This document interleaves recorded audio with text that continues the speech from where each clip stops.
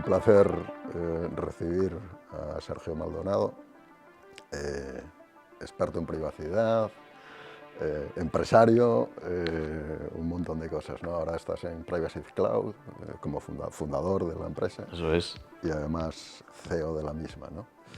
Y bueno, te recibimos para el segundo episodio de Making Different Happen, donde queríamos dar un poco entender un poco qué significa todo esto de los datos, de la privacidad, de las cookies. Y bueno, la primera pregunta o la primera conversación que me gustaría mantener contigo es que nos des un poco de contexto dónde estamos y qué va a suceder con eso, porque tengo un montón de dudas que me gustaría plantearte. Bueno, probablemente ya aburre el tema de las cookies. Ya dimos tantas vueltas, pero al final sabemos que iban a morir.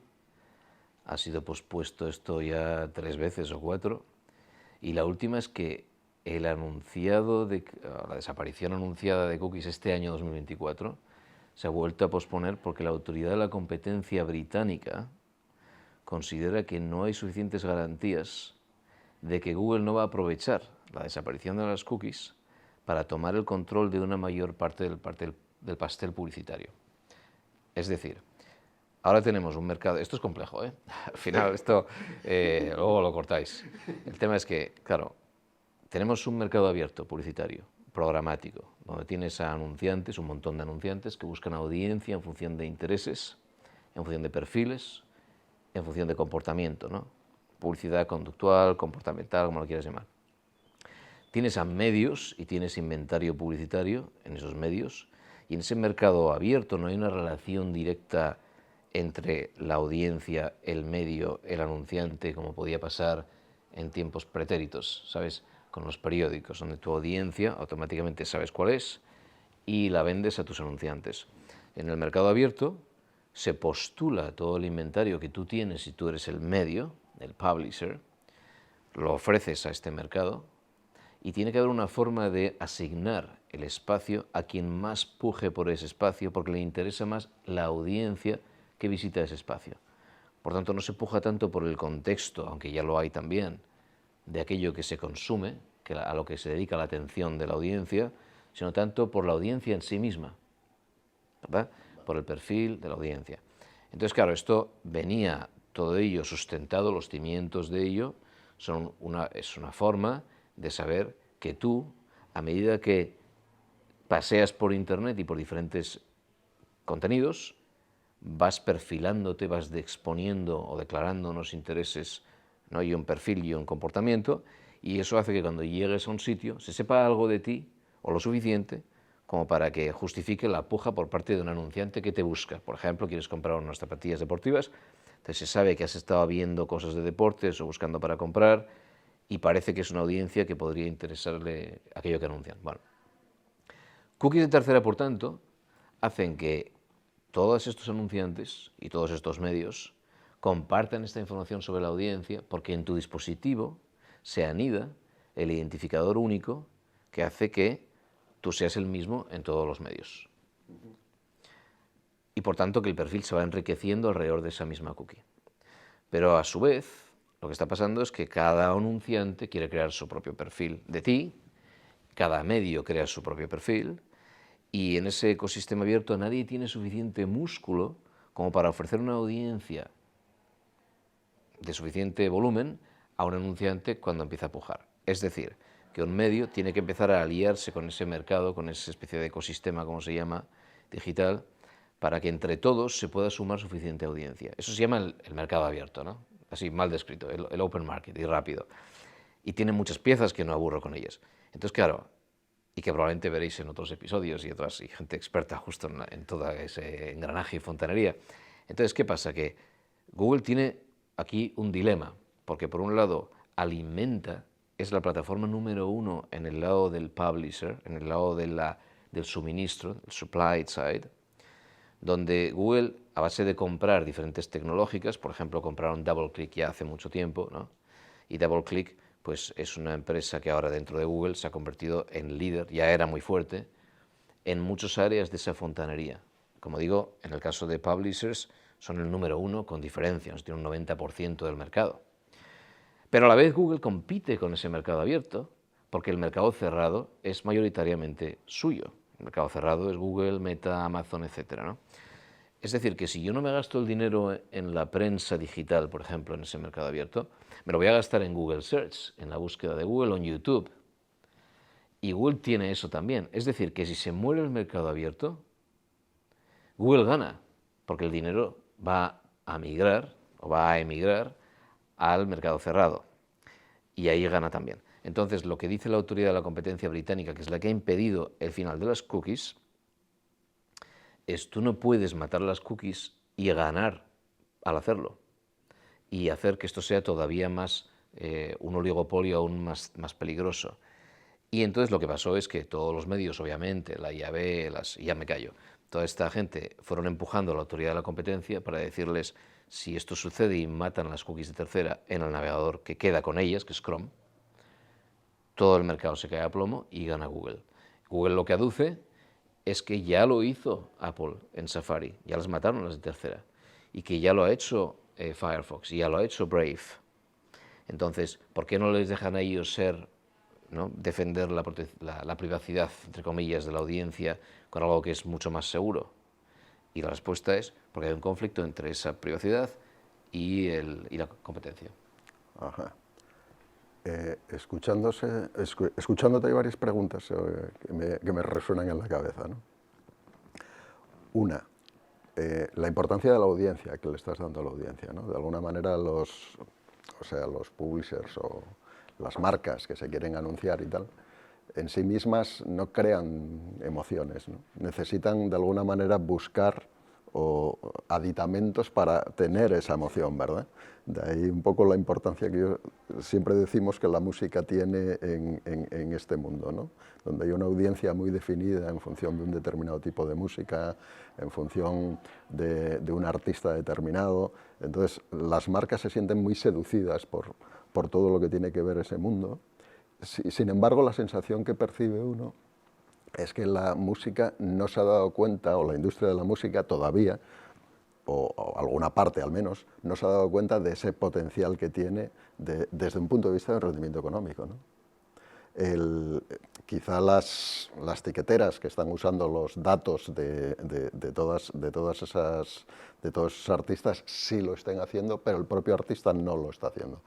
Si yo fuese un artista, si yo fuese una sala de conciertos, si yo fuese un festival, ¿cómo me debería de preparar o qué debería de hacer o cómo tendría que gestionar esta oportunidad, si es que la hay? Claro, muy buena, claro. Claro, se está premiando esta relación directa con, sí, como dices, ¿no?, la audiencia tiene mucho valor, porque al final si desaparece el pujar por la audiencia de otros y no hay un mercado abierto donde todos los datos están ahí fuera para anunciarse o para captar esa atención, pues obviamente se pone en valor la relación directa y quien la tenga tiene ese poder. Y del mismo modo que en el mundo de los medios, ahora las suscripciones no son tan importantes como en la alta, el registro, aunque pague o no, aunque no pague la audiencia, pero el hecho de que alguien llegue a ofrecer el email, el número de teléfono, el contacto. Entiendo que en el mundo de la música, habiendo una relación entre el músico, el performer, el artista, entre la sala, y tú me explicas las piezas porque a mí se me escapan, por supuesto, ¿no? Me encanta la música y todo, soy un gran fan, pero soy un ignorante en todo esto. Entonces, el artista, el promotor, quien organice esto, la empresa, el Ticketmaster, Live Nation de turno. Obviamente, nadie tiene suficiente músculo en el mundo, por lo que yo veo hasta ahora. En este espacio hace falta mucha audiencia, como trataréis aquí en otros episodios y tal. Y claro, entiendo que si te pones en el lado más extremo del artista, ¿no?, pues una Taylor Swift, entiendo que tiene tantísima audiencia que puede hacer lo que quiera, ¿no? Como en su día, pues un Radiohead saca su web, la gente se da alta y pueden hacer muchas cosas con esa audiencia, el artista directamente. Entiendo que quien hace promoción de muchos artistas, no siendo la discográfica, sino la promotora de la actuación en directo y tal, tiene una relación directa con su audiencia local, porque hay un elemento local muy importante, o de las ubicaciones donde está promocionando, y que a medida que pasan por esas ubicaciones los artistas que tienen a otras gestoras y demás, que tienen la oportunidad de generar una audiencia propia que es cross artista, por ponerlo así, no es específicamente, y cross estilo o lo que quieras decir. Entonces, eso es un activo muy fuerte que se está delegando en un tercero, se está sacrificando toda vez que la etiquetera sea la que ostenta la relación directa por la transacción. Obviamente eso está sacrificado, entonces 100% tienes razón. Si esta empresa es capaz de independizarse y de tener una relación directa con su propia audiencia, con independencia de artistas, y volar libre de la etiquetera, pues obviamente tiene valor, claro, cada vez más. Hay dos cuestiones que te quería plantear. Una, el poder de atracción que puede tener, por ejemplo, un artista, ¿no?, a la hora de atraer audiencia a su propia web. Yo como marca, no sé, vendo, no sé, agua azucarada, y me va a costar bastante más trabajo que alguien se interese por cómo hago yo el agua azucarada, a no ser que haga determinadas actividades X, ¿no? Sin embargo, un artista per se ya tiene una audiencia que va a visitar porque tiene nuevas canciones, porque tiene una nueva gira, por un montón de factores que puede atraer a una gente. De alguna manera ahí también está recogiendo, o es susceptible de recoger un dato que sea un dato de primera parte, independientemente de lo que pueda ser también la venta de ticketing. Eso, de alguna manera, es un valor que tiene la industria, ¿no? Otro valor que yo creo que tiene la industria es la unión de la propia industria. O sea, que la industria se dé cuenta que esa capacidad que tiene de seducción es un valor que hasta ahora no estaban explotando, o lo estaban explotando de una manera única, no como conjunto. Luego está el reparto, que ahí es donde siempre hay un gran problema. Pero bueno, hablamos desde un punto de vista teórico. Parece que puedes congregar o tener una audiencia muy importante o con una gran capacidad que luego vas a poder monetizar de alguna manera en un mercado secundario desde el punto de vista para el propio autor o para la propia industria, ¿no? Claro, ahí está el tema. La clave es lo último que has dicho, es ¿cómo lo quieres monetizar? O sea, ¿cuál es el objetivo final? Porque tienes una relación directa, tu negocio ya está sustentado sobre el dato que necesitas, que es, hay una transacción, ¿verdad? Y aquí es donde entra el elemento de protección de datos y de privacidad.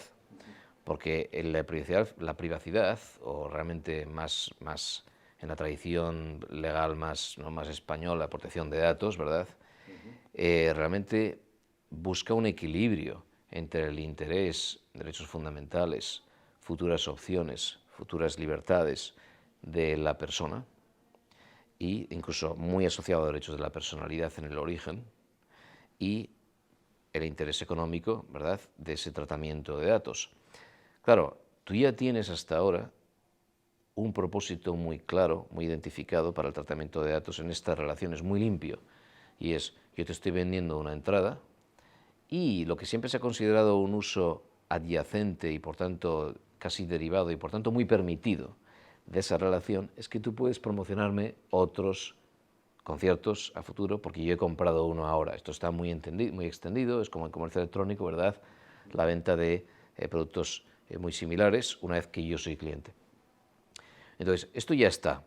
Claro, si ahora tienes un motivo ulterior, porque descubrimos que al tener tantísimo valor esta relación de primera parte en el mercado, todo el mundo quiere capitalizar o subirse a ese tren de que como no hay audiencias buenas de tercera parte y el valor está en la relación directa, ¿cómo llevarlo ahí fuera del mercado? Y claro, viendo ahora que todo el mundo se ha subido a crear un ad network, como se llama ahora, incluso cuando no hay inventario disponible, porque ad network tiene que tener no solo el dato, sino el inventario, el espacio donde captar mi atención, ¿no? Que tú hablabas de, a ver, puede ser incluso en un concierto, puede ser el espacio donde yo veo que se anuncia la bebida azucarada, ¿no? Pero incluso hay gente que sin tener el inventario publicitario, el espacio para captar mi atención, están monetizando el dato puro, el puro dato, ¿no? Esta idea de Customer Data Networks, que llama la gente, en vez de Retail Media Networks, por ejemplo. Y en la idea de Retail Media, que se está expandiendo a todo ahora, esta idea de cara al supermercado, en Estados Unidos Walmart ha avanzado muchísimo, aprovechan la relación directa con la audiencia para vender para aprovechar ese espacio publicitario y ese dato. Incluso Walmart, por ejemplo, se ha juntado con Disney, donde es el inventario de Disney el que se aprovecha con el dato de Walmart. Porque Walmart ve lo que se compra de verdad, porque es el supermercado y se ve la conversión real, y Disney ve lo que se está consumiendo como contenido, ¿no? Entonces se juntan, y esto ahora se ha llevado a más extremos. Walmart ha comprado, por ejemplo, una empresa que fabrica televisores, se llama Vizio, sponsorizados, muy baratos, pero tú a cambio, como consumidor, te das de alta estás exponiendo lo que consumes en ese Connected TV. Entonces, Walmart aprovecha, conecta con su canal donde tiene datos de conversión el dato de atención en la televisión sponsorizada, donde tienes un perfil que se puede asociar ya por dato de primera parte a la audiencia del supermercado. Por ejemplo, también la gente de Costco acaba de sacar también un plan para monetizar el dato de sus socios, ¿no?, de la cadena mayorista. Entonces, todo esto al final, si lo ves ahí fuera, todo el mundo quiere una parte de ese pastel. Y entonces voy otra vez a preguntarte con relación a lo que decías ahora, ¿no?, al final, que es, ¿cuál es tu intención? Entonces, si lo que se busca, ¿no?, si alguien es el promotor y lo que busca es que todo ese dato que hay de primera parte se pueda monetizar del mismo modo que todos los retailers y toda la gente que tiene una relación directa está haciendo ahí fuera, vas a tener que confesar a la audiencia que fue solo para asistir a un concierto, ¿verdad?, que ahora van a ser parte de otro negocio, ¿no? Que es lo que falla a veces en retail media, ¿no? Aunque hay otro aspecto que a mí me parece muy interesante. O sea, por un lado está esa parte que hemos confesado de voy a capturar tu dato porque luego el agua azucarada necesita, necesita algún tipo de emoción para que tú la puedas beber y te lo creas. Pero luego hay otro aspecto que a mí me parece muy interesante dentro de la propia industria, que es aumentar su propio pastel. Y me explico. Es esto que llaman economía de atención, ¿no? Lo que tanto trabajo nos cuesta ahora mantener. Tú te asomas hoy, el día de hoy, ¿no?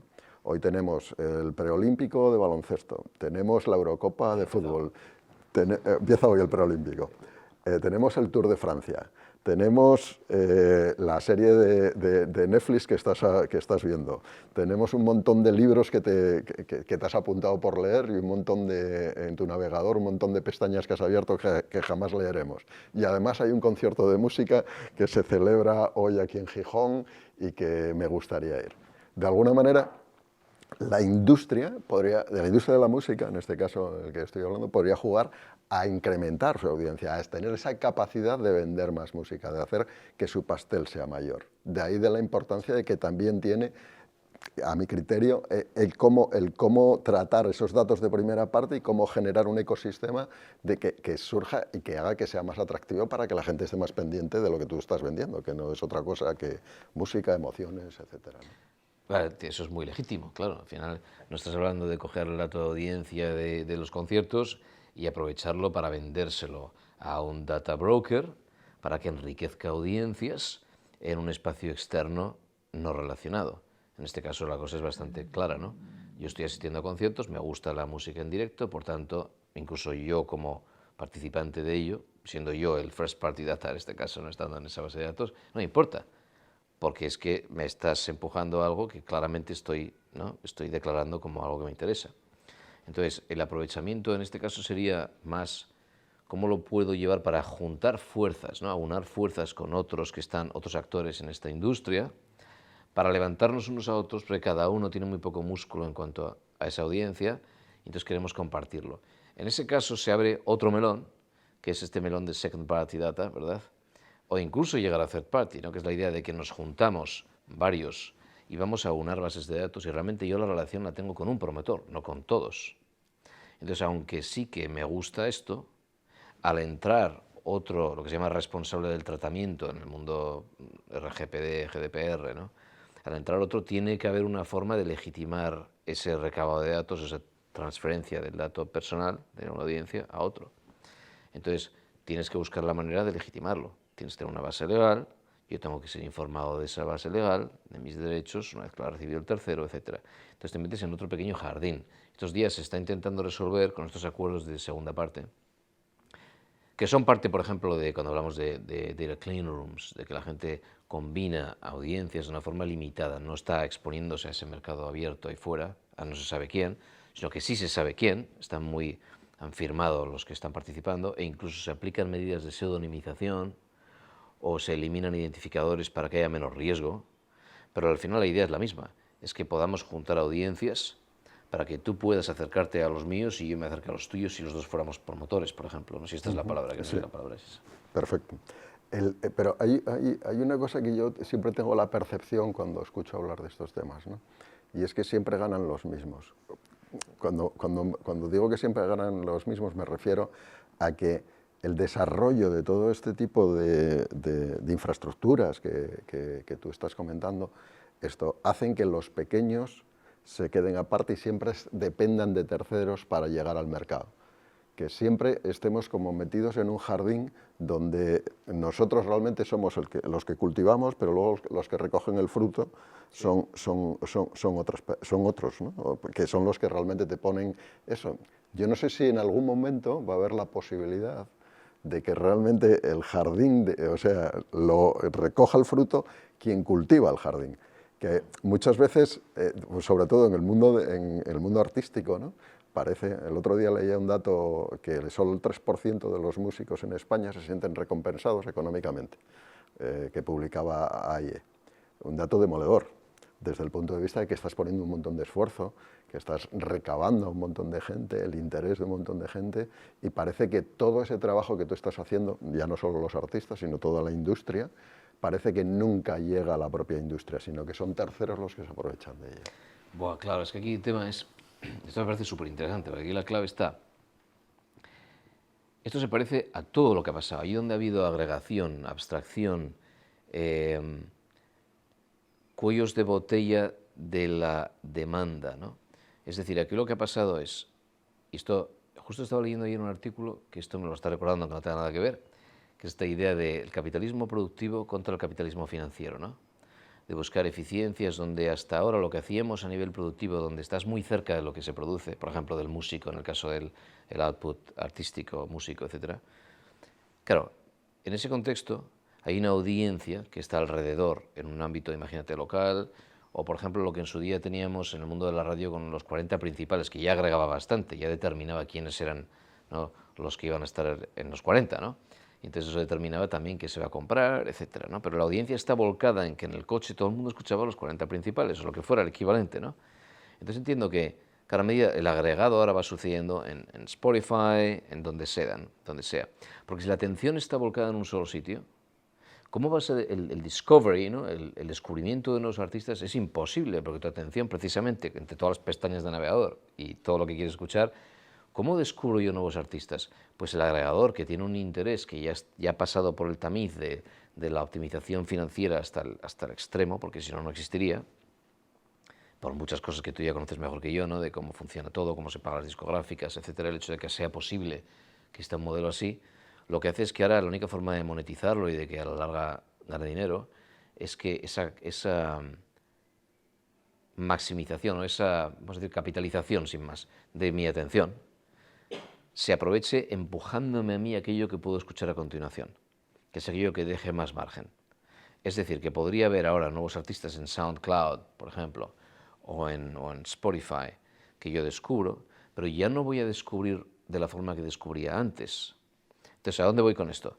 A que el pequeño, al final, sea el artista, o sea el promotor, o sea lo que sea, siempre al final, en virtud de la optimización de recursos, de audiencias, donde la optimización siempre tiende a la escalabilidad, al volumen.